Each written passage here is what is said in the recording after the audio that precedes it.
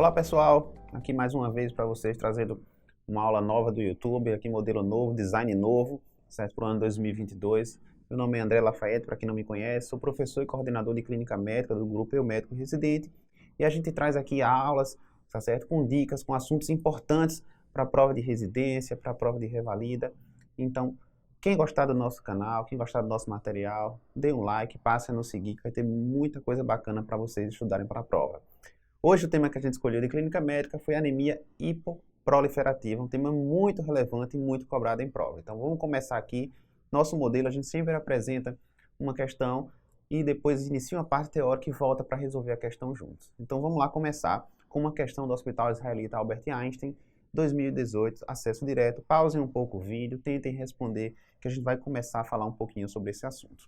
Antes de falar de anemia hipoproliferativa propriamente dita, vamos definir o que é anemia. Anemia é a existência de um estado de queda de hemoglobina no sangue. Pode ser definido como queda do pool de hemácias, queda do hematócrito, mas o parâmetro que a gente utiliza para dar diagnóstico de anemia é a queda de hemoglobina.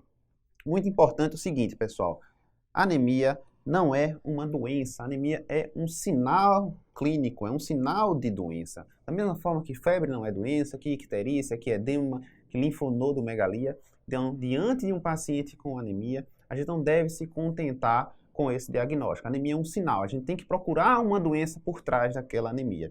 E uma coisa muito importante que a gente não deve fazer na prática, mas a gente vê muito, é o seguinte: repor ferro para todo paciente com anemia. A gente está cansado de ver isso na prática, o paciente em que a gente diagnostica anemia e simplesmente repõe ferro. Não é assim. Diante de uma anemia, a gente tem que classificar aquela anemia, identificar que tipo de anemia é aquela e, se for ferropriva, a gente repõe ferro. E mesmo sendo ferropriva, a gente tem que buscar uma doença por trás, como a gente vai comentar ao longo da aula. Então, pelo amor de Deus, não saiam prescrevendo ferro para toda e qualquer anemia. A gente tem que investigar e classificar corretamente a anemia. Definição pela OMS, de acordo com os níveis séricos de hemoglobina. Para homens, menor do que 13, mulheres, menor do que 12. Crianças de 6 a 60 meses, ou seja, 6 meses a 5 anos, menor que 11. Criança de 5 a 11 anos, 11,5, e para gestantes, 10,5 a 11. Os sinais e sintomas de anemia quais são?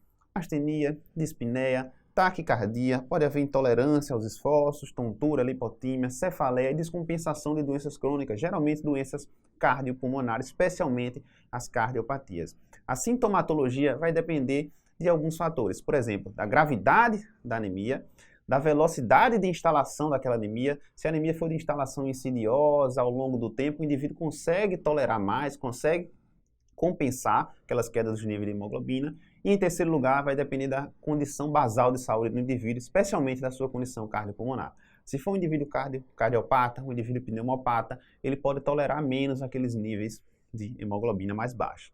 Em relação à anemia carencial, uma dica importante. Quando a questão de prova trouxer um paciente com glossite ou quelite angular, glossite é aquela inflamação da língua, fica aquela língua hiperemiada, dolorosa, às vezes perde um pouco o paladar. Quelite angular é uma inflamaçãozinha, uma lesãozinha aqui no canto da boca. Apareceu um desses dois sinais na prova, a gente vai pensar em carência de algum nutriente. No contexto de anemia, vamos pensar numa anemia carencial. Para fins didáticos e de importância muito grande para a prova e até para a vida prática, a gente pode classificar a anemia de acordo com dois critérios. Um desses critérios é a classificação morfológica de acordo com o tamanho médio das hemácias, ou seja, com o volume corpuscular médio do VCM. Então, se o volume corpuscular médio for baixo, menor do que 80, a gente diz que a anemia ela é microcítica. Os principais representantes, a anemia ferropriva é o principal de longe, talassemia mino, importante diagnóstico diferencial da anemia ferropriva. Podemos ter também a anemia de doença crônica e a sideroblástica. Quando a gente tem o VCM normal, a gente diz que é normocítica, entre 80 e 100. Aqui precisa memorizar, precisa gravar os VCMs, os valores de VCM de referência. A anemia de doença crônica, dos principais diagnósticos. Sideroblástica também pode ter, apesar do padrão ser microcítica. Anemia da insuficiência renal crônica e anemia de algumas endocrinopatias. Já na macrocítica, VCM maior do que 100, principal representante de prova, anemia megaloblástica. A anemia hemolítica também pode cursar com VCM aumentado, assim como algumas outras condições que podem levar ou não à anemia, como por exemplo alcoolismo, hepatopatia, hipotireoidismo. Cuidado, as anemias de endocrinopatia geralmente são normocíticas, mas o hipotireoidismo pode cursar com macrocitose. A anemia aplásica e a síndrome mielodisplásica classicamente também cursam com aumento do VCM, cursam com macrocitose. Uma coisa interessante, para diagnóstico diferencial, especialmente entre a anemia ferropriva e a talassemia minor, preste atenção no seguinte, o RDW é o índice de anisocitose, é o índice que avalia a variação do tamanho das hemácias. Se tem hemácias de tamanhos bastante diferentes, bastante variados, o RDW vai ser aumentado. Aumentado é quando ele é maior do que 14%. Quando ele tem um valor maior do que 14%, sugere uma anemia carencial. Então, no contexto da anemia microcítica, tem um RDW aumentado, sugere anemia ferropriva e afasta a talassemia minor, que é uma hemoglobinopatia, não é anemia carencial. Ok? E outra forma, outro critério para a gente classificar as anemias é o que a gente utiliza no nosso curso para diferenciar dois grandes grupos de anemia, é de acordo com a classificação fisiopatológica, é de acordo com a produção de reticulócitos. E o que são reticulócitos? Reticulócitos são hemácias jovens. O que é que acontece? A gente tem queda das hemácias no sangue, a gente tem queda da hemoglobina, queda do hematócrito. O que é que vai acontecer? A eritropoetina produzida nos rins vai lá na medula óssea para aumentar a produção de novas hemácias, porque está aumentando a demanda de hemácias pela queda do seu pulso sanguíneo. Então, se a medula óssea está íntegra e ela tem os componentes, a matéria-prima necessária para a produção de novas hemácias, a gente vai ter uma anemia hiperproliferativa, ou seja, uma anemia em que há um aumento da produção de reticulócitos, uma anemia em que há reticulocitose. Mas a anemia hipoproliferativa, a gente tem reticulócitos baixos ou então inapropriadamente normais, ou seja, diante de uma anemia, o esperado é que o reticulócito esteja alto. Se ele está normal, ele está inapropriadamente normal. As duas principais causas de anemia hipoproliferativa é quando a gente tem distúrbios da própria medula óssea, que ela não é capaz de produzir novas hemácias, ou então quando a matéria-prima para a produção dessas novas hemácias está carente, está faltando, no caso as anemias carenciais, que é o grande foco desta nossa aula aqui. Certo? Então vamos lá. Hospital Israelita Albert Einstein, 2018. Em relação às anemias hipocrômicas e microcíticas, letra A. A causa mais comum é deficiência de vitamina B12, vamos dizer, deficiência de vitamina B12 leva a anemia megaloblástica, VCM aumentado. B. Devem ser tratadas com sulfato ferroso, olha o que eu falei, anemia hipocrômica e microcítica. Geralmente é ferropriva, mas nem sempre. A gente tem que dar o diagnóstico preciso e não repor sulfato ferroso para qualquer anemia. C. Devem ser investigadas com mielograma? Não, a gente tem outras investigações antes de chegar no mielograma. A gente pode precisar chegar nele? Pode, mas de cara não. D. Os principais diagnósticos diferenciais, olha só. Anemia ferropriva, perfeito. Talassemia e anemia de doença crônica. Correto, a gente acabou de ver isso. E. Os reticulócitos geralmente estão aumentados por se tratar de anemia hiperproliferativa. Não, anemia hipocrômica, via de regra, olha só, anemia de doença crônica, ferroprivas, grandes representantes, geralmente são hipoproliferativas, ou seja, reticulócitos baixos também, correto. Gabarito, portanto, aqui, pessoal, letra D de dado. Seguir com mais uma questão. SUS 2017, acesso direto. Pause um pouco o vídeo, tentem resolver que a gente vai entrar no tema mais importante desta aula. A gente vai falar da anemia ferropriva, é a que mais cai em prova. Então, a anemia ferropriva vai se dar quando a gente tem um balanço cronicamente negativo de ferro. Quais são os períodos de maior risco para anemia ferropriva? Seguinte, pessoal, ferro no nosso organismo, a gente não tem nenhuma via fisiológica para eliminar o ferro. Então, a gente vai perder ferro de que forma? Perdendo sangue, certo? Perdendo hemácias, perdendo hemoglobina. Então, esses são os períodos críticos de maior risco para anemia ferropriva. Infância, entre 6 meses e 2 anos, por que nesse período? Porque quando a criança chega aos 6 meses, aquele estoque de ferro que foi produzido durante a gestação, ele se encerra e geralmente nessa idade de 6 meses é quando a criança deixa de ter uma alimentação exclusiva e passa a ter a dieta suplementar. Muitas vezes essa transição é feita de forma inadequada. Outra causa, outro motivo também é porque nesse período a criança cresce demais, então sua necessidade de ferro aumenta bastante. Então tem uma alta demanda de ferro e geralmente uma nutrição inadequada. Então essas crianças têm um maior risco.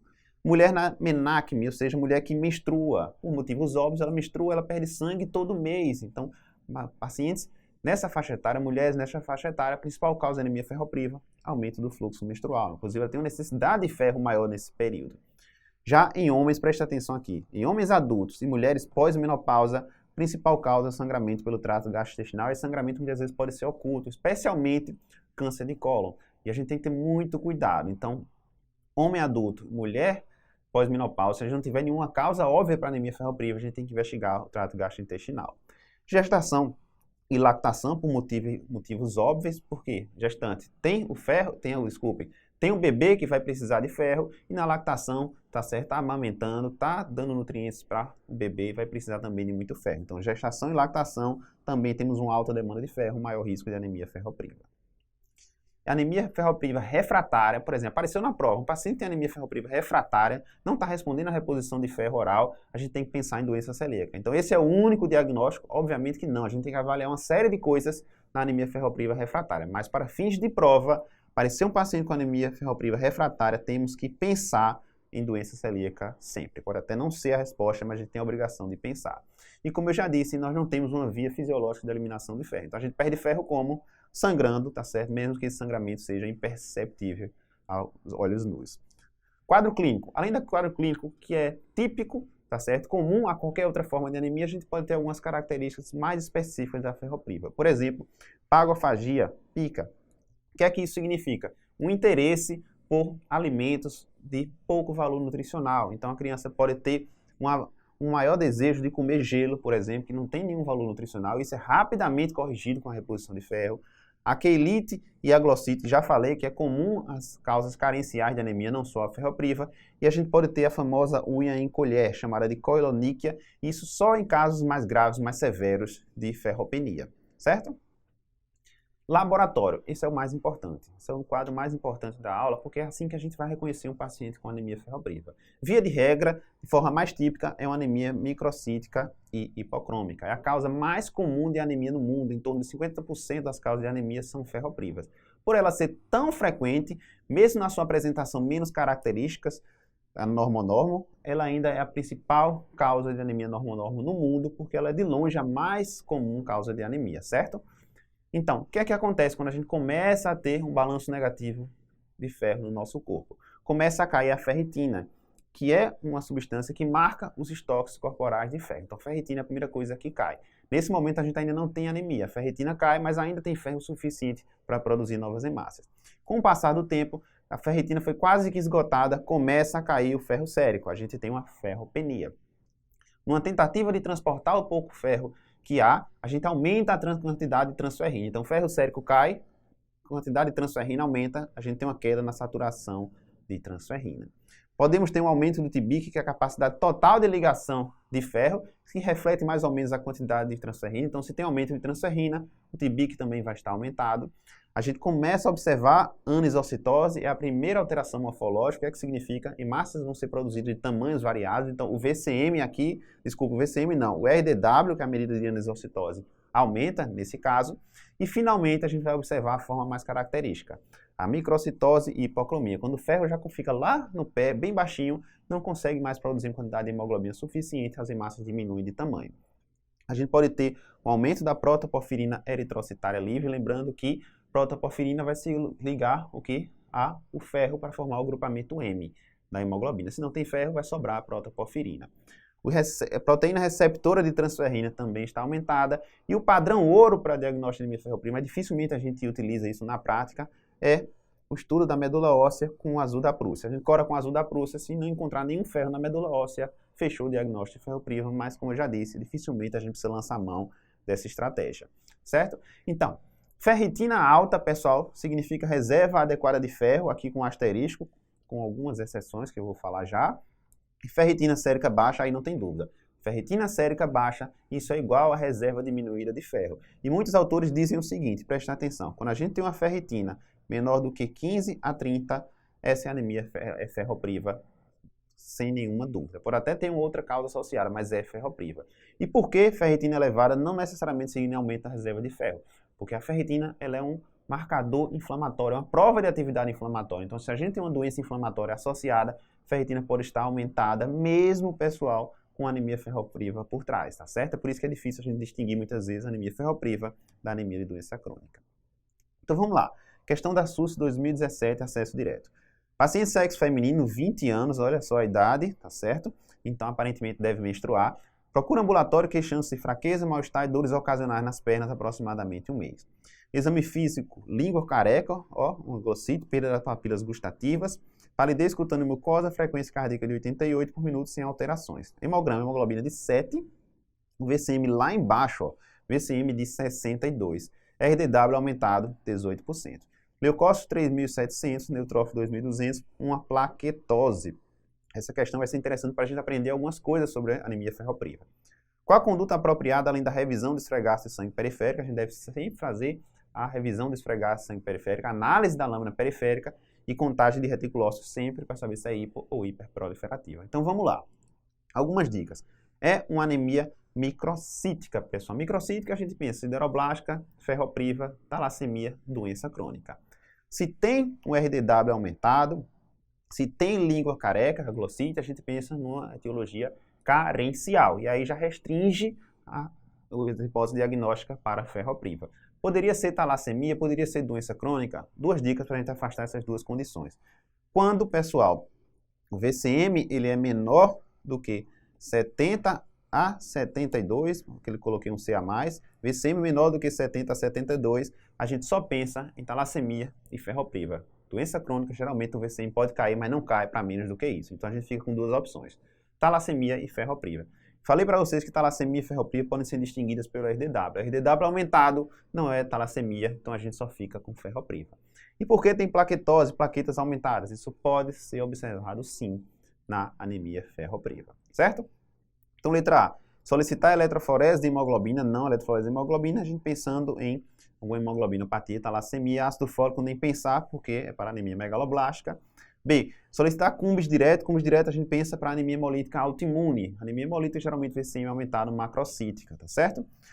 C, solicitar proteína C reativa, VHS, investigar doença de base, transfundir uma unidade concentrada de massa. Não, aqui está mandando a gente investigar alguma doença crônica inflamatória, não vamos pensar, o VCM está muito baixo, e transfundir de forma alguma. Geralmente a gente não transfunde as anemias carenciais, pessoal. É raro a gente transfundir. Por quê? Porque a gente dando um nutriente que está carente, a anemia resolve rapidamente sem precisar transfundir.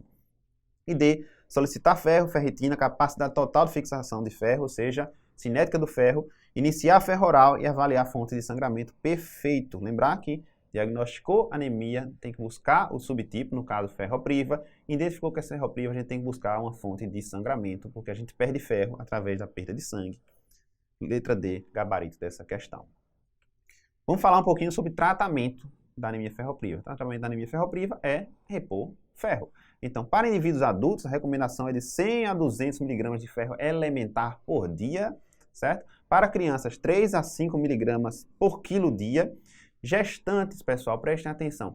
Gestante tem indicação de repor ferro mesmo sem anemia, porque eu falei, é muito comum a gente ter anemia ferropriva na gestação e lactação. E dificilmente a gente consegue, tá certo, só com a dieta, manter o balanço de ferro neutro ou positivo. Então a gente tem que repor sempre. Então a gente faz 40 mg na gestante do segundo trimestre até o terceiro mês pós-parto, tá certo, de rotina. Em relação à absorção de ferro, a recomendação é que para a maioria das amostras, tá certo, das apresentações de ferro oral, a gente faça o ferro paciente em jejum com o estômago vazio, que aumenta a absorção. Algumas substâncias, alguns alimentos podem diminuir a absorção. Por exemplo, os fitatos, então, fibras, cereais diminuem a absorção. Fenóis, café, refrigerante, chá verde, tá certo, diminui a absorção, assim como leites e ovos. Se o paciente tiver intolerância gastrointestinal, que é comum quando do uso do ferro oral, a gente pode permitir que o indivíduo ingira o ferro oral associado a algumas substâncias que aumentam a absorção, como por exemplo vitamina C, ácidos orgânicos e a proteína da carne.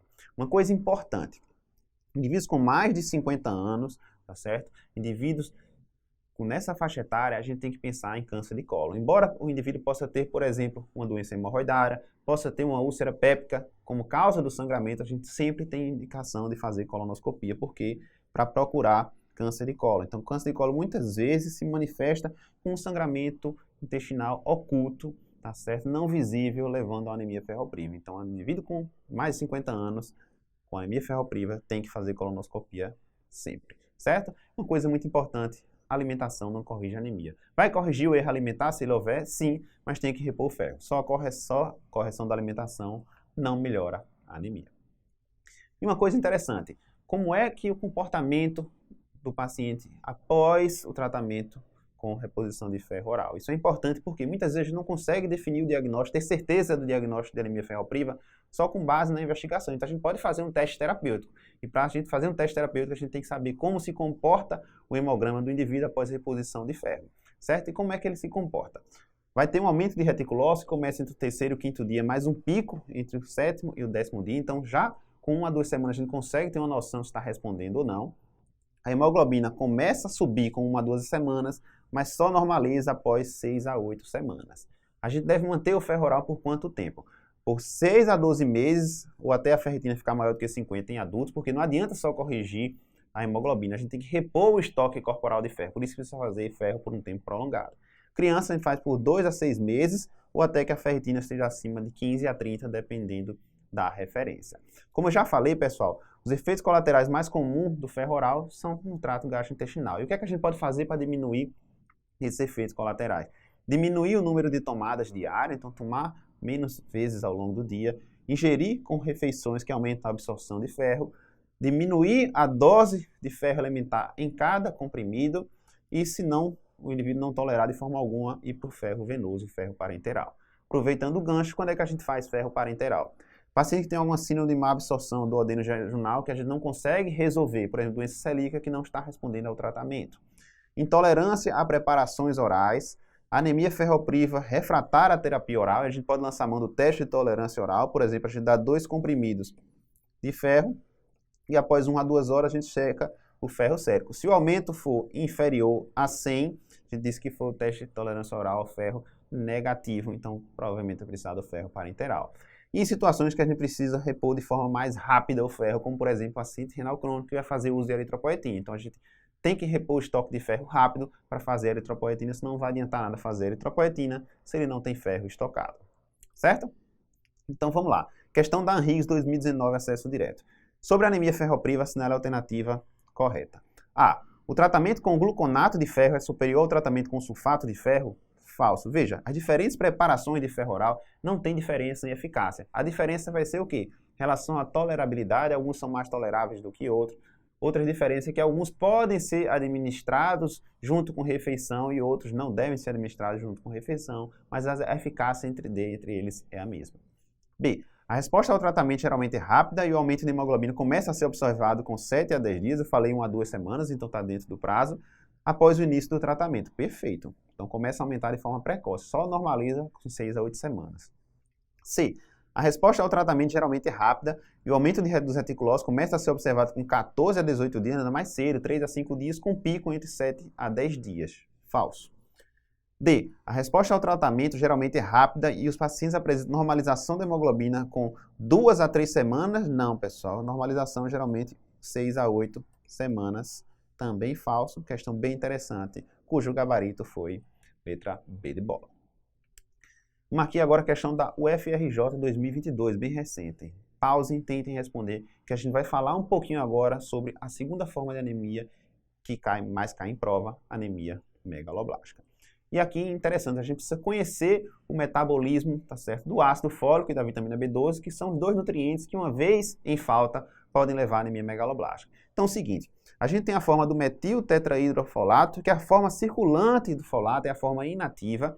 Ela vai precisar da ação da metionina sintetase para ser transformado no tetraidrofolato, que é a forma ativa do folato, a forma intracelular, que será utilizada para a síntese do DNA.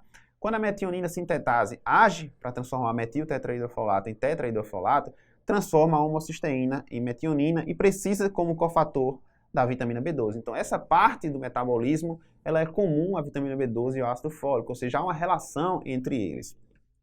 Quando a gente tem uma deficiência do ácido fólico, ou então quando a gente não tem a vitamina B12, o que é que acontece, pessoal? A gente não vai ter síntese de DNA. Se não tem síntese de DNA, não tem replicação celular, não há produção de novas células. Então, as células que mais vão sofrer com isso são as de alto turnover, as células epiteliais e as células sanguíneas, por exemplo. E também a gente vai ter o que, pessoal? A gente vai ter um aumento de homocisteína. Por quê? Metionina sintetase não vai ter vitamina B12 como cofator, não a transformação em metionina. Então, aumenta a homocisteína. Então, tanto a deficiência, preste atenção, do ácido fólico, quanto da vitamina B12, aumentam a homocisteína.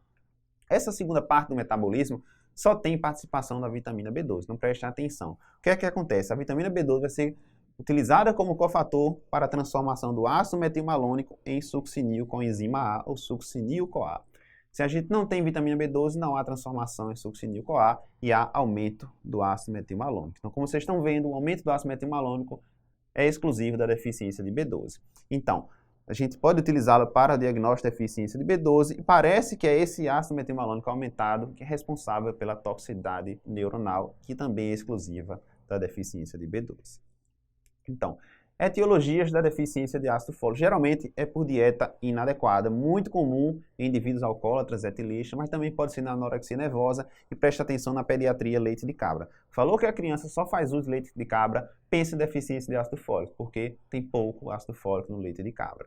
Pode ser por utilização exagerada do ácido fólico na gravidez, situações de hemólise crônica, malignidade, doenças esfoliativas da pele, como psoríase, e na hemodiálise. Então, preste atenção, os pacientes dialíticos perdem ácido fólico na membrana de diálise. Má absorção do adenal esprotropical, doença celíaca, uso de algumas drogas, como fenitoína, ou então prejuízo no metabolismo. Por exemplo, essas drogas vão impedir a redução do ácido fólico. Então, vão impedir a transformação em metiltetraidrofolato novamente, que vai iniciar a produção de DNA. Então, por exemplo, metotrexato. É por isso que indivíduos que usam metotrexato precisam repor ácido fólico. Mas pirimetamina, pentamidina e trimetoprim também podem provocar.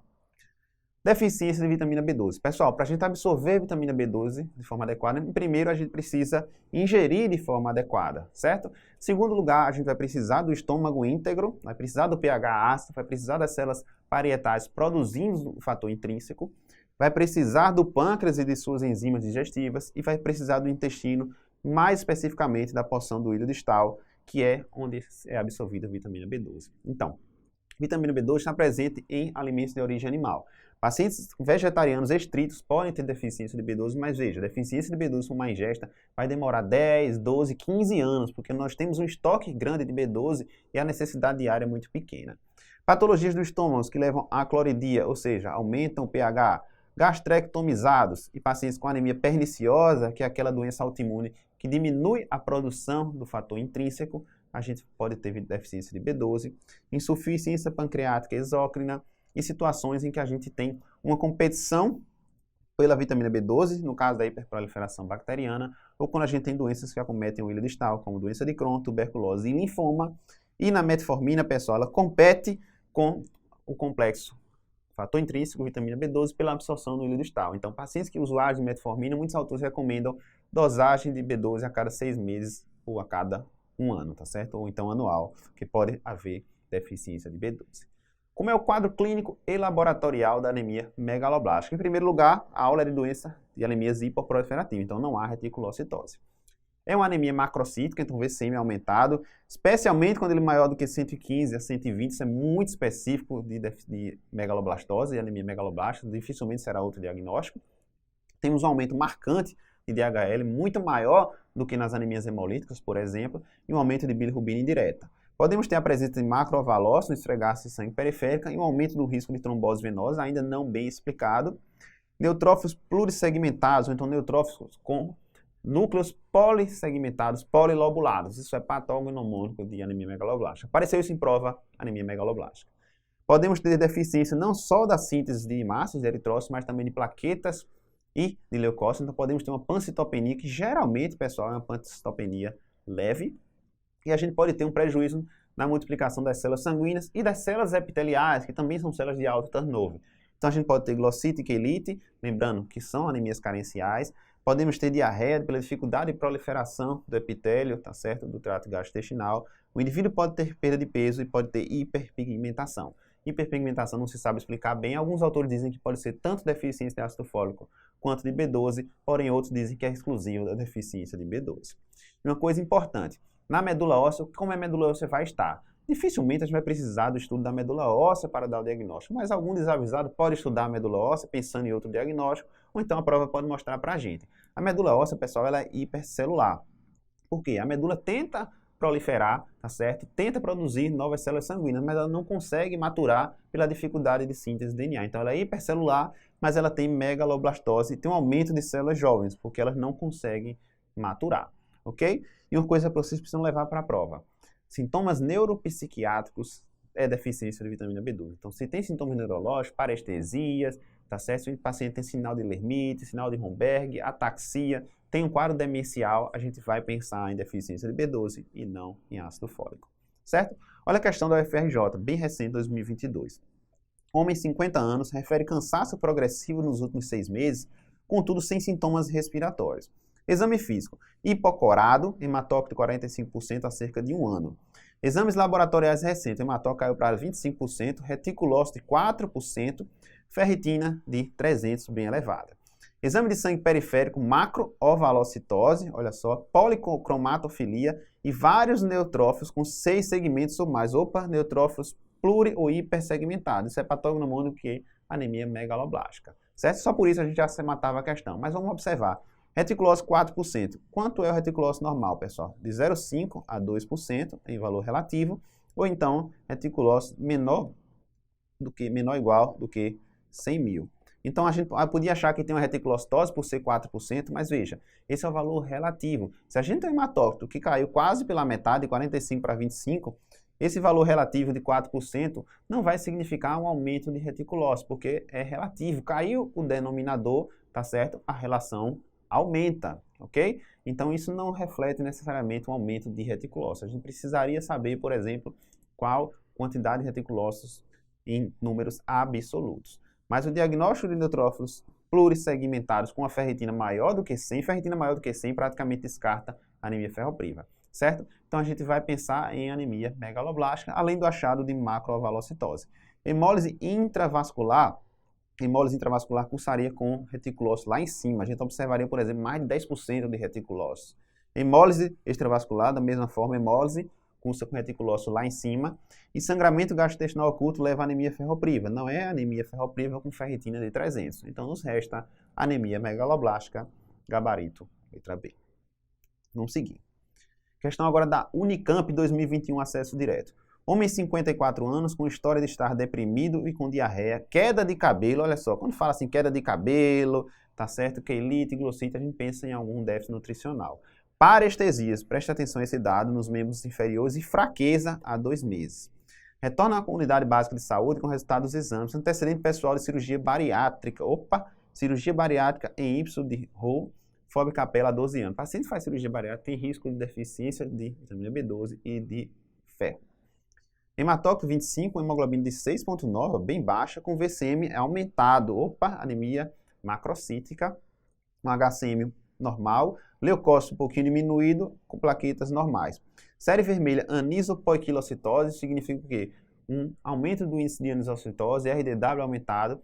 Série branca, só por isso aqui, mais uma vez, a gente já matava. Neutrófilos hipersegmentados sem reticulócito. Então, anemia hipoproliferativa, com VCM aumentado. O diagnóstico deve ser quase que sempre anemia megaloblástica. Ainda fala que fez cirurgia bariátrica, aumenta o risco de deficiência de vitamina B12, tá certo? Então, toda intervenção no estômago aumenta risco de deficiência de ferro e de vitamina B12. E neutrófilos plurissegmentados, isso é patognomônico de anemia megaloblástica, certo? Então, conduta é prescrever o quê? Como é que a gente trata a anemia megaloblástica? Ou repondo ácido fólico com vitamina B12. Como é que eu sei que a deficiência é de B12? Que o indivíduo tem sintomas neurológicos, tem parestesias. Então, não é ferropriva, nem pensar, né? Filgrastim, pessoal, é um estimulador de colônia de granulócitos. A gente usa paciente com neutropenia febril, não tem nada a ver aqui, né? Ele precisa de eritrócito e não de granulócitos. Eritropoetina também não adianta a gente dar eritropoetina, estimular a produção de novas hemácias se está faltando matéria-prima, se está faltando vitamina B12. Então, a gente deve repor vitamina B12, habitualmente faz por via parenteral, mas também pode ser por via oral ou então por via sublingual, gabarito, letra C. Seguindo, deficiência de B12, conceitos gerais. A gente pode ter uma síndrome de degeneração combinada da medula, alguns chamam de combinada subaguda. Então, o que é que a gente vai ter? A gente vai ter acometimento da coluna posterior e lateral da medula. Então, o indivíduo vai ter parestesia de membros inferiores, pode ter uma paresia, uma paraparesia, o indivíduo pode ter uma ataxia, sinal de Romberg presente. Vamos ter aumento de homocisteína e ácido metilmalônico. Lembra que eu falei que só de B12 aumenta ácido metilmalônico. Diagnóstico. Quando tem um quadro clínico típico, uma deficiência de vitamina B12 menor do que 200, alguns autores colocam menor do que 100, 150, está feito o diagnóstico. Principal etiologia, anemia perniciosa. Uma etiologia autoimune, então pode estar associada a outras doenças autoimunes, como, por exemplo, vitiligo, hipotireoidismo, leva a uma gastrite atrófica que aumenta o risco de câncer gástrico. E como se dá essa doença, anemia perniciosa, a gente pode ter a produção de anticorpos contra o fator intrínseco, que é mais específico, especificidade maior do que 95%, mas tem uma sensibilidade baixa de 50%, 70%. Anticélulas parietais são as células que produzem fator intrínseco, é mais sensível, tá certo? Sensibilidade de 80 a 90%, mas é bem menos específico. Tratamento da deficiência de vitamina B12, como é que a gente faz? Vitamina B12 habitualmente intramuscular, mas pode ser feita via oral ou sublingual em altas doses, mesmo na anemia perniciosa, porque 1% da vitamina B12 é absorvida de forma passiva, tá certo? Então, a gente pode ter absorção de uma quantidade pequena, então a gente dando muita coisa, a gente absorve um pouquinho e nossa necessidade diária de vitamina B12 é muito baixa. Se a vitamina B12, André, tiver entre 200 e 300, fica numa situação de borderline, a gente fica na dúvida se tem deficiência de B12, então a gente pode lançar mão da dosagem do ácido metilmalônico, e se a vitamina B12 é maior do que 300, praticamente descarta sua deficiência. Em situações, pessoal, em que a gente está na dúvida diagnóstica, a gente pode lançar mão do teste terapêutico, repõe vitamina B12 intramuscular e acompanha se há resposta clínica. Deficiência de ácido fólico. Não ocorrem manifestações neurológicas, gravem isso. Principal etiologia é o etilismo. Aumenta apenas a homocysteína, não aumenta ácido metilmalônico. Diagnóstico, quadro clínico típico, com ácido fólico menor do que 2, está feito o diagnóstico. Ácido fólico entre 2 e 4, a gente fica na dúvida, maior do que 4 praticamente afasta, certo? Então, se a gente está com dúvida diagnóstica, ficou nessa faixa aqui entre 2 e 4, a gente pode lançar mão do teste terapêutico, repõe ácido fólico e acompanha, mas aqui cuidado.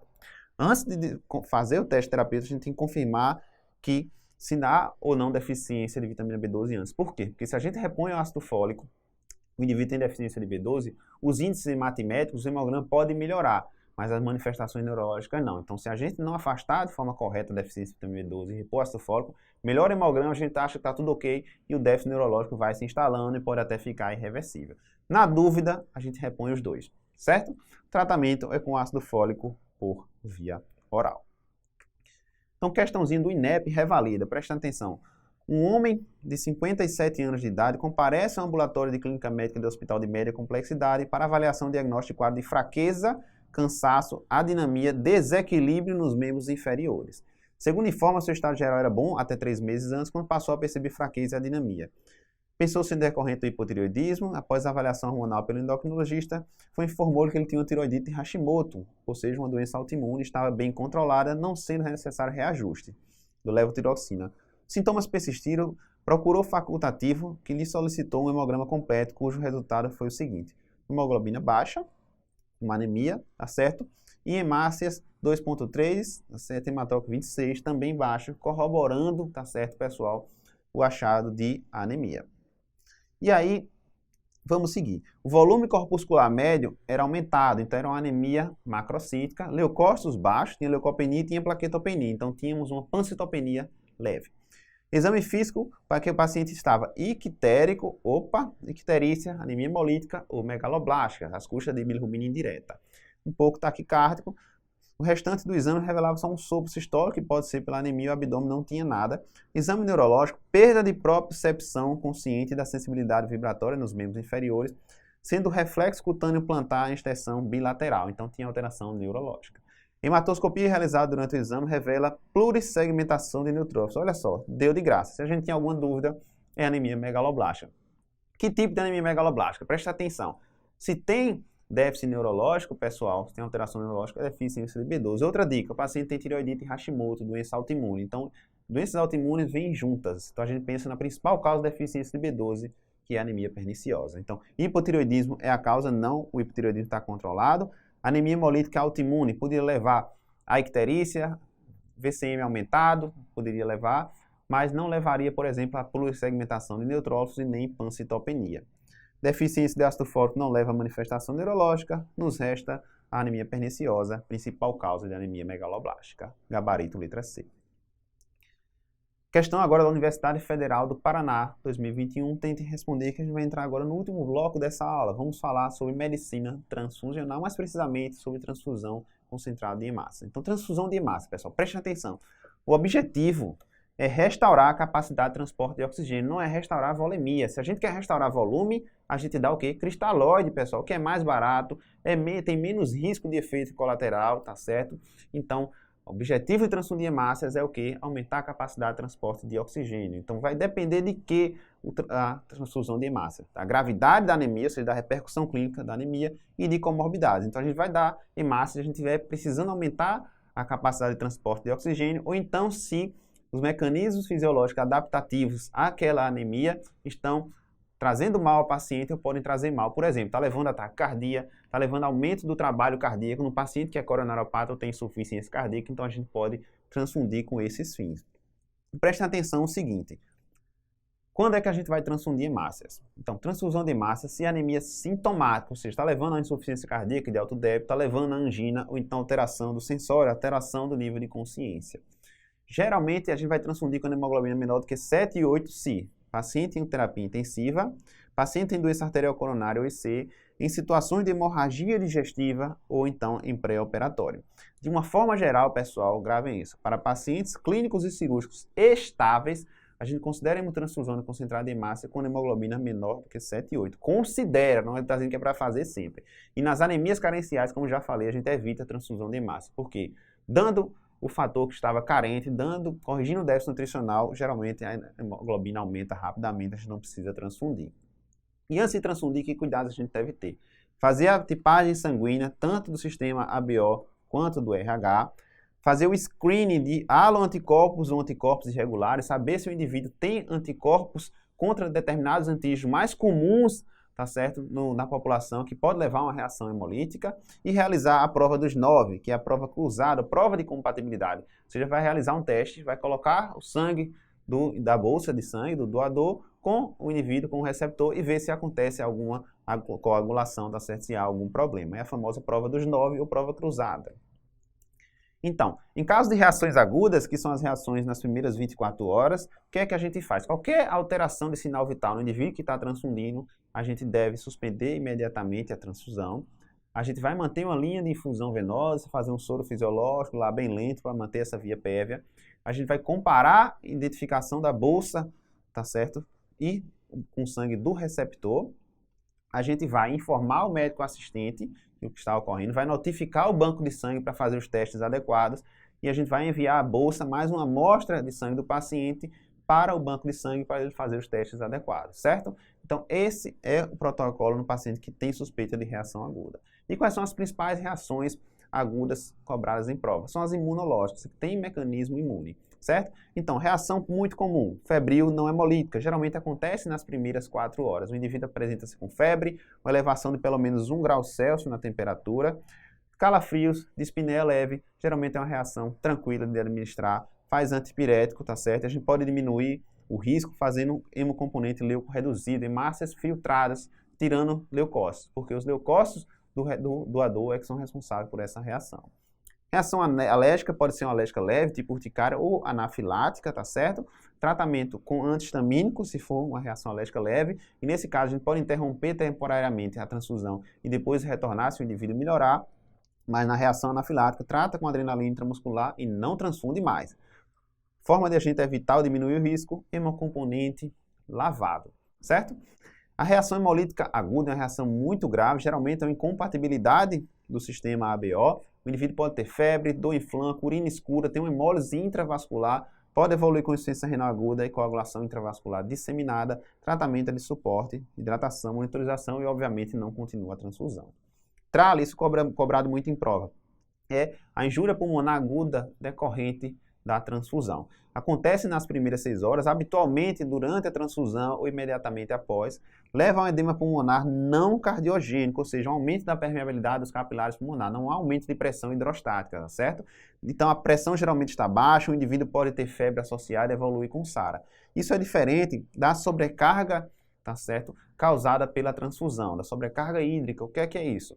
Nesse caso, a gente tem um edema pulmonar cardiogênico. O que é isso? Faz a transfusão do hemocomponente para o indivíduo, geralmente o indivíduo tem uma cardiopatia de base, então faz uma hemotransfusão muito rápida, ele tem uma sobrecarga volêmica, não consegue dar conta, então esse paciente pode fazer um aumento de pressão hidrostática nos capilares pulmonares e edema pulmonar cardiogênico. Nesse caso, geralmente a pressão está elevada, certo? Tratamento é de suporte e a forma de evitar é evitar a transfusão desnecessária, a forma de reduzir o seu risco. Então vamos adiante. Questão do Paraná 2021. Paciente de 70 anos é admitido na enfermaria com diagnóstico prévio de hipertensão, diabetes e insuficiência cardíaca congestiva. No momento da admissão, apresenta quadro de anemia sintomática. Olha só, anemia sintomática com hemoglobina menor do que 7, 6,8. E a etiologia ainda a esclarecer. Em relação ao tratamento inicial da anemia, qual a proposta terapêutica indicada? Letra A, reposição parenteral de sulfato ferroso, vitamina B12, ácido fólico, sem indicação de transfusão de hemocomponentes, ou seja, não sabe nem qual é a etiologia da anemia, então dá tudo para ver se melhora. Não é assim, né, pessoal? A gente falou desde o começo da aula que essa não é a conduta correta, foi em fazer o diagnóstico etiológico. E esse paciente vai precisar sim de concentrado em massa. Um paciente que tem uma cardiopatia de base e que está sintomático com hemoglobina menor do que 7. Letra B, transfusão de uma unidade concentrada em massa e reavaliação clínica ao fim da transfusão. Perfeito. Outra coisa muito errada que muita gente faz na prática é sair transfundindo 2 bolsas de concentrado em massa ou 3 bolsas de concentrado em massa de uma vez. Não, a gente só faz isso no paciente que está exsanguinando, que está perdendo sangue, está certo, de forma vultuosa, evoluindo com choque cardiogênico, hemorragia não controlada. Mas fora isso, o paciente está estável, a gente faz transfusão de um concentrado em massas e reavalia. Não sai fazendo 2, 3 de uma vez. Faz um, reavalia, faz um HB-HT pós-transfusional, vê se ele melhorou a clínica para saber se vai precisar de outra transfusão. Por quê, pessoal? A gente tem uma carência no país inteiro de hemocomponente e o hemocomponente ele não é inócuo, pessoal. Pode trazer malefício. Então faz um concentrado e reavalia, até porque esse paciente tem IC. Então a gente fazer 2, 3 de uma vez não é apropriado. B. Transfusão de unidade de sangue total, não se faz sangue total, a gente faz o hemocomponente que está precisando, certo? Transfusão de 3 concentrado em massa, visando hemoglobina em torno de 10, não tem necessidade de visar hemoglobina em torno de 10, e a gente não vai fazer 3 unidades. Pode até fazer 3 unidades uma a uma, reavaliando após cada unidade. E é transfusão de 2 concentrados em massa lavado, pelo amor de Deus, irradiado, filtrado pelo alto risco de reação transfusional na população de idosos, não, pessoal.